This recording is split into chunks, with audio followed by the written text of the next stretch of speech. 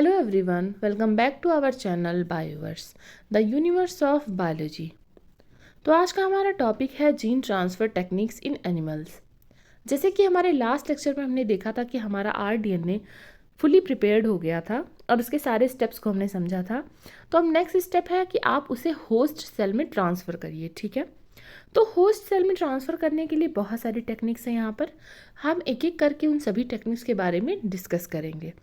तो सबसे पहले चलिए समझते हैं कि जीन ट्रांसफ़र टेक्निक मतलब क्या होता है, जीन ट्रांसफ़र का प्रोसेस क्या होता है। तो जीन ट्रांसफ़र सिंपली है जो आपका बना हुआ है आरडीएनए, उसको आप कहाँ पे इंसर्ट करेंगे, होस्ट में, जहाँ पे वो फाइनली अपना प्रोडक्ट बनाएगा, ठीक है। तो चलिए इसे देखते हैं।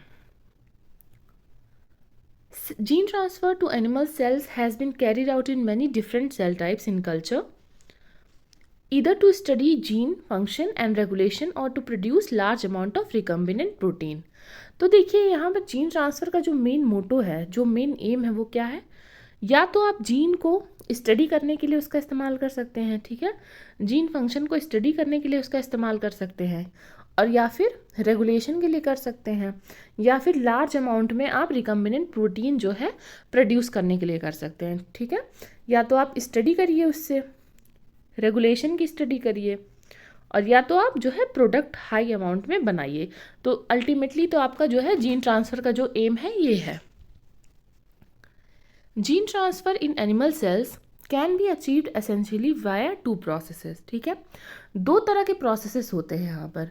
एक होता है आपका अटैक स्ट्रेटजी और एक होता है आपका स्टेल्थ स्ट्रेटजी। स्टेल्थ स्ट्रेटजी और अटैक स्ट्रेटजी। तो अटैक स्ट्रेटजी क्या होती है, जब यहाँ पे आपके सेल को जो है, ठीक है, जो आपका होस्ट है, उसमें फॉरेन डीएनए जो है डायरेक्टली सेल में इंसर्ट कर दिया जाए, ठीक है।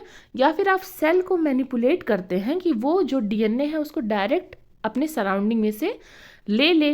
अगर वो अपने सराउंडिंग में से लेता है तो उसे कहते हैं स्टेल्थ स्ट्रेटजी, और अगर आप जो है डायरेक्टली उसमें इंजेक्ट करते हैं तो वो होता है अटैक स्ट्रेटजी।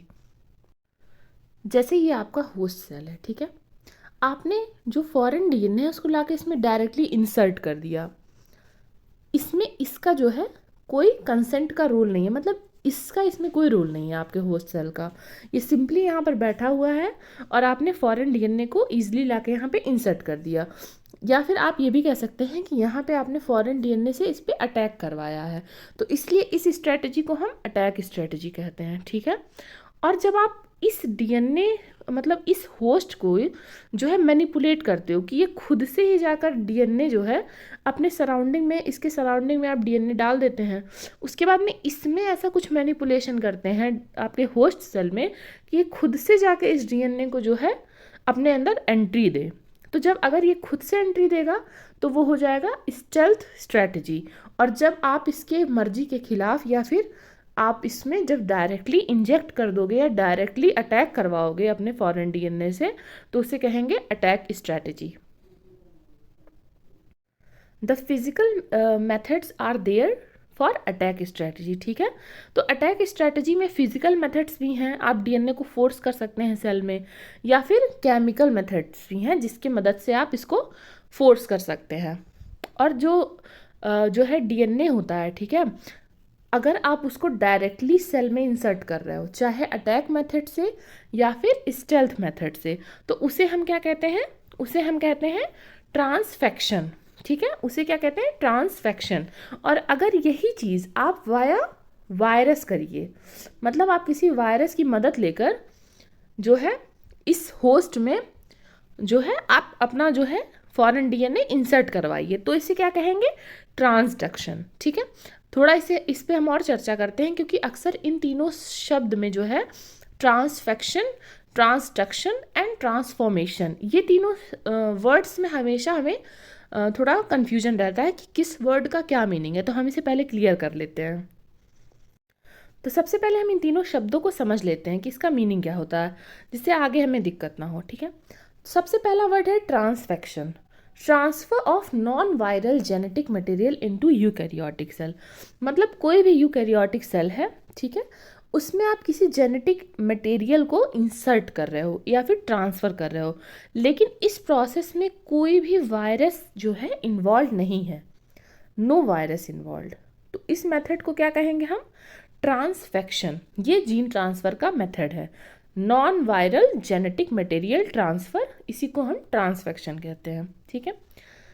सेकेंड है आपका इन्फेक्शन या फिर ट्रांसडक्शन। तो अगर आप ट्रांसडक्शन वर्ड को इन्फेक्शन से जोड़कर देखेंगे तो आपको थोड़ा इजी हो जाएगा कि आप कैसे इसको रिकॉग्नाइज करें। इन्फेक्शन हमें अक्सर वायरल इन्फेक्शन हो जाता है, ठीक है।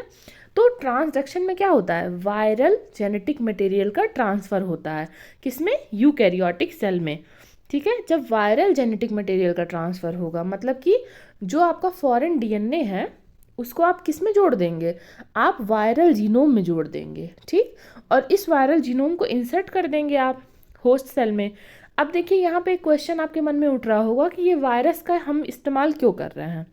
तो जैसे हम सब जानते हैं कि वायरस के अंदर एक स्पेशल जीन ट्रांसफ़र की टेक्निक होती है।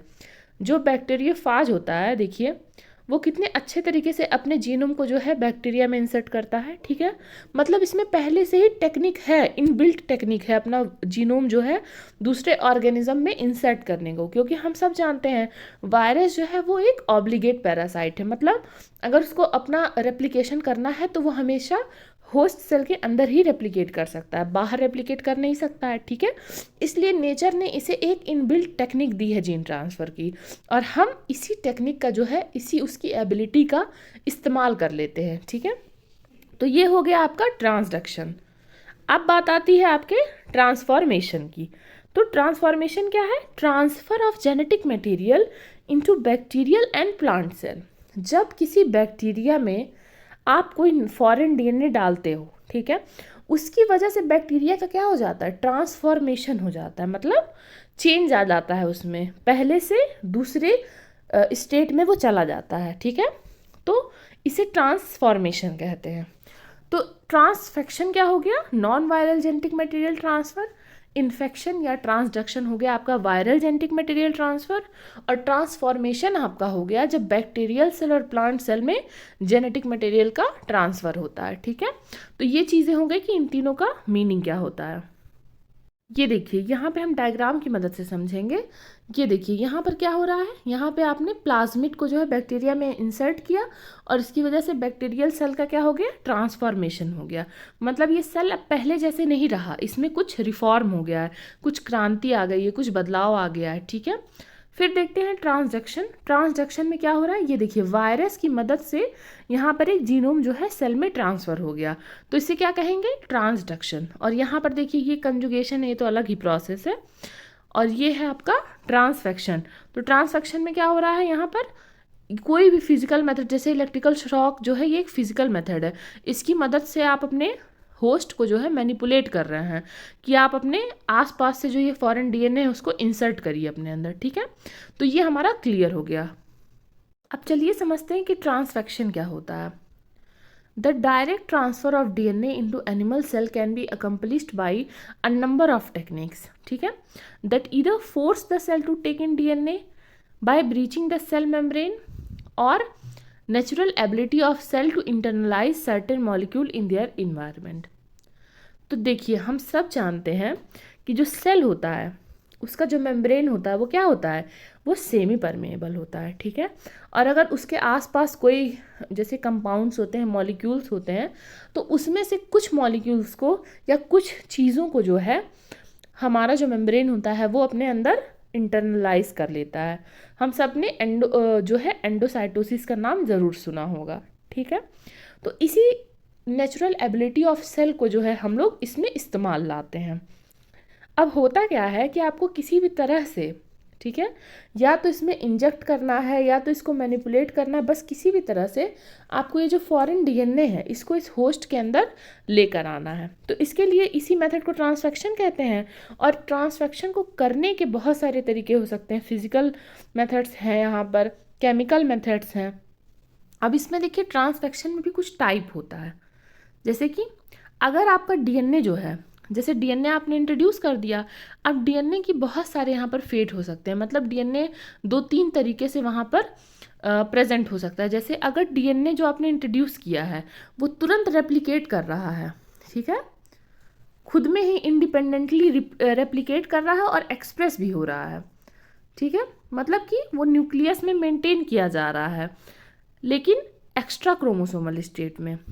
देखिए यहाँ पे कितनी बड़ी बात है कि मेंटेन कहाँ पर हो रहा है, मेंटेन तो न्यूक्लियस में ही हो रहा है, लेकिन एक्स्ट्रा क्रोमोसोमल के जैसे हो रहा है। जैसे मतलब यहाँ पर न्यूक्लियस में क्रोमोसोम अलग है और ये जो डीएनए है आपका, ये अलग से रेप्लिकेशन कर रहा है। इसी जो स्टेट है कि अगर जब आपका जो है एक्स्ट्रा क्रोमोसोमल स्टेट मेंटेन्ड है लेकिन न्यूक्लियस में मेंटेन है, तो इस स्टेट को क्या कहते हैं, एपिसोमाली। ठीक है, तो अगर इस तरह की व्यवस्था है वहाँ पर कि डीएनए जाते ही इंडिपेंडेंटली रेप्लिकेट कर रहा है, तो इसको कहते हैं ट्रांजिएंट ट्रांसफेक्शन। ठीक है, ट्रांजिएंट ट्रांसफेक्शन। और जो सेकंड फेट होता है, इसका मतलब दूसरा जो पॉसिबिलिटी है वो क्या है, डीएनए जो है किसी क्रोमोसोम, जैसे आपका यहाँ पे नॉर्मल क्रोमोसोम जो है न्यूक्लियस में प्रेजेंट है, अब आपका फॉरेन डीएनए जो है यहाँ पे एंटर किया। अब इसमें देखिए, इसमें आपकी दो चीज़ें हो रही हैं। पहले तो जो आपका फॉरेन डीएनए है, ठीक है, उसके ऊपर कोई असर नहीं पड़ा, वो क्रोमोसोम से हट के अपना अलग से रेप्लिकेशन करने लगा। ठीक है, फर्स्ट कंडीशन ये हो गई, और इसी कंडीशन को हमने क्या बोला यहाँ पे, ट्रांजिएंट ट्रांसफेक्शन। लेकिन यहाँ पे एक चीज़ और हो सकती है, अगर जो आपका डीएनए है, ठीक है, वो किसी क्रोमोसोम में जो आपके में पहले से ही प्रेजेंट है उसमें अपने आप को इंटीग्रेट कर लिया, मतलब उससे जाकर जुड़ गया। अब जब इस पहले वाले क्रोमोसोम से ही जुड़ गया, तो अब रेप्लिकेशन जो होगा उसमें उस क्रोमोसोम के साथ ही ये जो आपका डीएनए है वो भी रेप्लिकेट करता रहेगा। ठीक है, तो ये आपका कैसा जुड़ाव हो गया, इस मेथड को क्या कहते हैं, इस मेथड को कहते हैं हमारा स्टेबल ट्रांसफेक्शन। ठीक है, तो ये दो कंडीशंस हो गई। अगर नहीं इंटीग्रेट किया है तो क्या होगा, नहीं इंटीग्रेट किया है तो ट्रांजिएंट होगा, और जब इंटीग्रेट कर लेगा क्रोमोसोम में अपने साथ तो आपका स्टेबल हो जाएगा। ट्रांजिएंट मतलब होता है टेम्पोरली, मतलब उतने अच्छे से जो बॉन्ड है वो नहीं बन पा रहा है, या फिर उतने अच्छे से एसोसिएशन नहीं हो पा रहा है। ठीक है, ये आपका ट्रांसफेक्शन का टाइप हो गया। और एक कंडीशन और है कि अगर जो है आपका ट्रांसफेक्टेड जो है डीएनए है, मतलब डीएनए जो आपका आया है, अगर वो नॉन रेप्लिकेटिव है, ठीक है, तो क्या होता है, डीएनए जो है वो इनकॉर्पोरेट हो ही जाएगा, तभी उसका जो है रेप्लिकेशन हो सकता है। जैसे हम सब जानते हैं कि जो डीएनए होता है कभी कभी वो जो है ओराई के साथ प्रेजेंट होता है, तो अगर तो ओराई के साथ जीन प्रेजेंट है तो आपका रेप्लिकेशन होगा। अगर ओराई नहीं है, ओराई मतलब ओरिजिन ऑफ रेप्लिकेशन, तो अपने इंडिपेंडेंटली जो है रेप्लिकेट नहीं कर सकता, तब ये तभी रेप्लिकेट करेगा जब आप इसको स्टेबल ट्रांसफेक्शन में डालेंगे। ठीक है, तो ये हो गया ट्रांसफेक्शन का टाइप्स। तो चलिए अब देखते हैं कि आप किस किस टेक्निक से या किस किस मेथड से आप ट्रांसफेक्शन जो है परफॉर्म कर सकते हो। सबसे पहले देखेंगे केमिकल मेथड्स। ठीक है, जो प्रिंसिपल है केमिकल मेथड का वो क्या है, जो निगेटिवली चार्ज न्यूक्लिक एसिड होते हैं, ठीक है, जो निगेटिवली चार्ज न्यूक्लिक एसिड होते हैं उनका हमें इंटरेक्शन करवाना है। निगेटिवली चार्ज न्यूक्लिक एसिड का इंटरेक्शन आपको किससे करवाना है, पॉजिटिवली चार्ज जो है कैरियर मॉलिक्यूल से। जो आपका कैरियर मॉलिक्यूल है वो है पॉजिटिवली चार्ज्ड। ठीक, और इसका एसोसिएशन हम करवा देंगे आपका न्यूक्लिक एसिड्स जो आपके हैं नेगेटिवली चार्ज। तो जब पॉजिटिव नेगेटिव मिलेगा तो बॉन्ड बन जाएगा। ठीक है, और उसके बाद में आपका जो इंटरेक्शन हो जाएगा वो ईजी हो जाएगा। तो इसमें होता क्या है, जैसे कि आप कैरियर मॉलिक्यूल यहाँ पे क्या क्या इस्तेमाल हो सकते हैं, इसमें भी एक कंडीशन है कि आप किस किस कैरियर मॉलिक्यूल पर केमिकल मेथड इस्तेमाल करेंगे। जैसे कि पॉलीमर हो गए, लिपिड हो गए। लिपिड जो है वो कैसे होते हैं, आपके नॉन पोलर होते हैं, ठीक है, या फिर स्लाइटली पॉजिटिवली चार्ज हो सकते हैं। तो क्या होगा, इसके मदद से आप न्यूक्लिक एसिड से बॉन्ड बनवाएंगे। अब न्यूक्लिक एसिड को जो है क्या होता है कि न्यूक्लिक एसिड जो है वो नेगेटिवली चार्ज मेम्ब्रेन कंपोनेंट के कांटेक्ट में आता है, और इसके बाद क्या होता है, एंडोसाइटोसिस। जैसे मैंने पहले बताया कि एंडोसाइटोसिस हम जानते हैं क्या होता है। देखिए यहाँ पे एक ऐसे कैविटी फॉर्म हो जाती है सेल में, ठीक है, और उसके बाद में ये ऐसे वेसाइकल बन के अंदर इनकॉर्पोरेट हो जाता है, और फिर ये सेल नॉर्मल शेप में आ जाता है। ठीक है, तो सबसे पहला मेथड देखते हैं, ट्रांसफेक्शन विथ कैल्शियम फॉस्फेट। इस मेथड में क्या होता है, कल्चर्ड सेल को फॉस्फेट बफर में हमें वॉश करना रहता है। ठीक है, कल्चर्ड सेल को फॉस्फेट बफर में ऐड करिए, वॉश करिए उसके बाद में फिर आप डीएनए ऐड करिए, और उसके बाद में कैल्शियम क्लोराइड को इस मिक्सचर में ऐड कर लीजिए। Under these circumstances, it is thought that the precipitate settles on the surface of cells and is then internalized through endocytosis. तो इसमें क्या सपोज किया जाता है कि जो आपका क्या है, आपका जो प्रेसिपिटेट है, ठीक है, जैसे आपने बफर ऐड किया और यहाँ पे कैल्शियम क्लोराइड ऐड किया, ठीक है, और यहाँ पे डीएनए मॉलिक्यूल प्रेजेंट है, तो यहाँ पे ऐसा प्रेसिपिटेशन हो जाता है जिसकी वजह से ये सेल जो होता है वो क्या करता है, एंडोसाइटोसिस परफॉर्म करता है और इन सारे डीएनए मॉलिक्यूल्स को इनगल्फ कर लेता है। इसे हम डायग्राम से समझेंगे। इस डायग्राम से आपको अच्छे से क्लियर होगा। देखिए, पहले आप सॉल्यूशन लीजिए डीएनए और कैल्शियम क्लोराइड के साथ, ठीक है, और यहाँ पे ये एक बफर है, इन दोनों को आप जब मिलाएंगे तो यहाँ पे डीएनए का प्रेसिपिटेट फॉर्म होगा।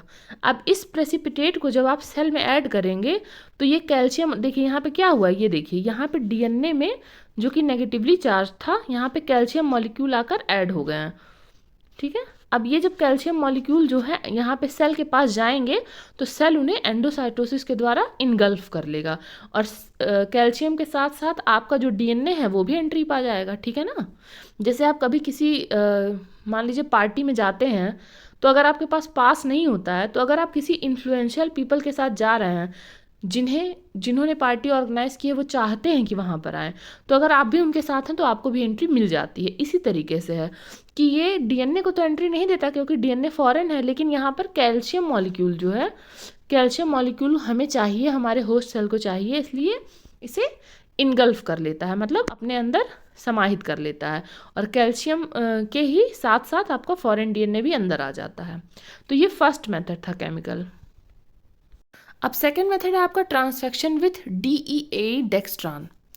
This chemical transfection method utilises die ethyl amino ethyl dextran, ठीक है। ये एक कंपाउंड है आपका असॉल्युबल पॉलीकैटायनिक कार्बोहाइड्रेट, ठीक है। पॉलीकैटायनिक मतलब मल्टीपल पॉजिटिव चार्ज है यहाँ पर, और है क्या, ये कार्बोहाइड्रेट है that promotes interaction between DNA and the cell and thus their internalisation. तो ये सब जो आपका, देखिए आप जो भी केमिकल यूज़ कर रहे हैं ये अल्टीमेटली क्या कर रहे हैं, ये सेल के बीच में और डीएनए के बीच में एक ब्रिज का काम कर रहे हैं, एक इंट्रैक्शन अच्छे से बना रहे हैं, ठीक है। तो इसकी वजह से ऐसा हो रहा है। अब देखिए आपका जो नेक्स्ट केमिकल मेथड है वो क्या है, लाइपोसोम्स एंड लाइपोफेक्शन।